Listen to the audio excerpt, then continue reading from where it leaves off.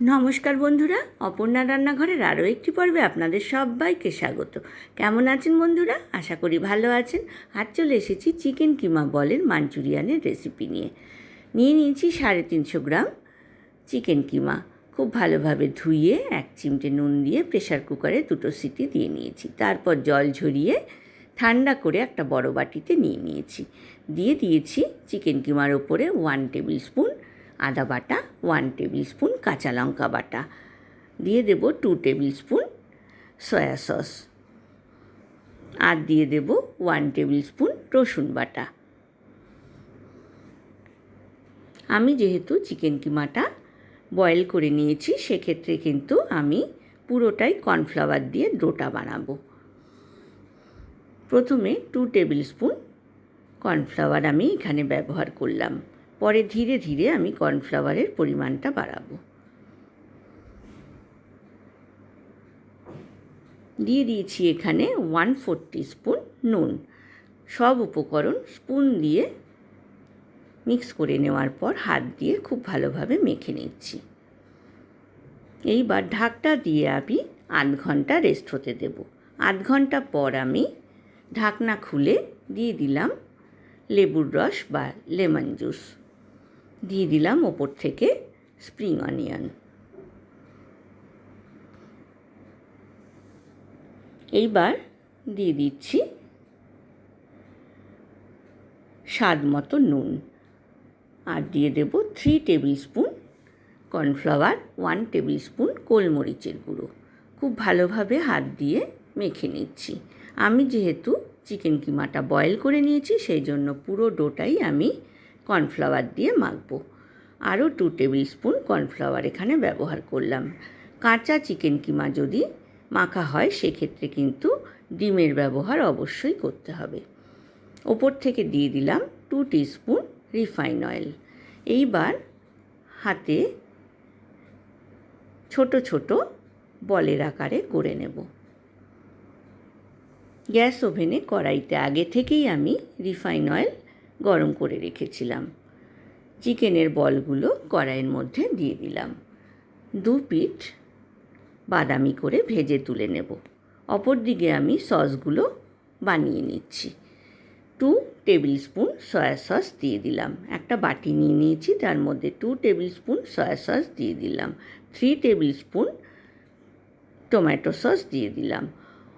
1 tablespoon green chilli sauce দিয়ে দিলাম। এইবার দিয়ে দেব sweet chilli sauce 1.5 tablespoon. সব সসগুলোকে ভালোভাবে মিক্স করে নিলাম। চিকেন বলগুলোর এক পিঠ বাদামি হয়ে গিয়েছে, অপর পিঠ উল্টে দিলাম। বন্ধুরা যারা প্রথম থেকে আমার সঙ্গে আছেন তাদেরকে অনেক ধন্যবাদ। যেসব বন্ধুরা প্রথম আমার চ্যানেলে ভিজিট করছেন তাদেরকে আমার চ্যানেলে স্বাগত জানাই। ফার্স্ট স্টেপ বলগুলো ভেজে তুলে নেওয়ার পর সেকেন্ড স্টেপও ভেজে আমি তুলে নিলাম। কড়াইতে অনেকটা তেলই বেঁচে রয়েছে, তেলটাকে আমি হাতা দিয়ে তুলে নেব। 3 টেবিল স্পুন তেলের মধ্যে আমি দিয়ে দেব ডুমো করে কেটে রাখা মিডিয়াম সাইজের 2 পেঁয়াজ।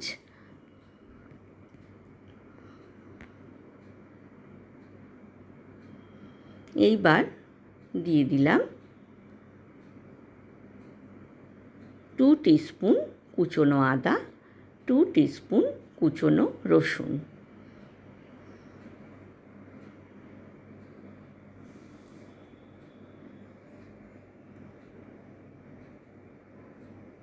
এইবার দিয়ে দিচ্ছি খানিকটা ইয়েলো বেল পেপার, খানিকটা রেড বেল পেপার, সামান্য একটু কাঁচা লঙ্কার পেস্ট,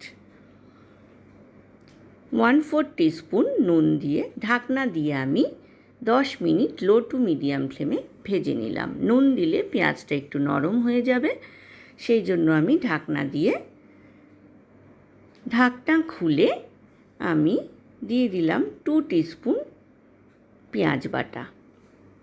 ভালোভাবে মিক্স করে নিয়েছি।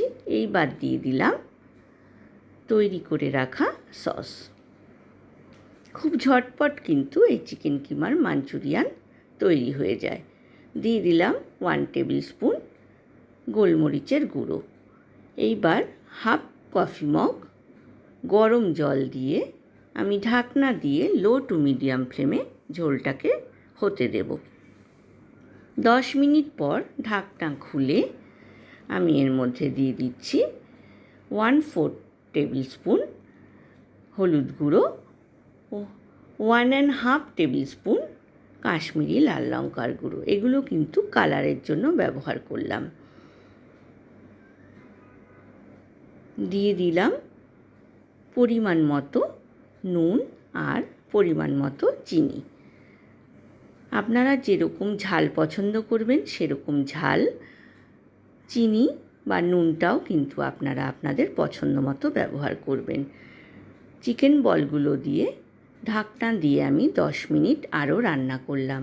এইবার ঢাকনা খুলে দিয়ে দিলাম জলে গুলে রাখা কর্নফ্লাওয়ার।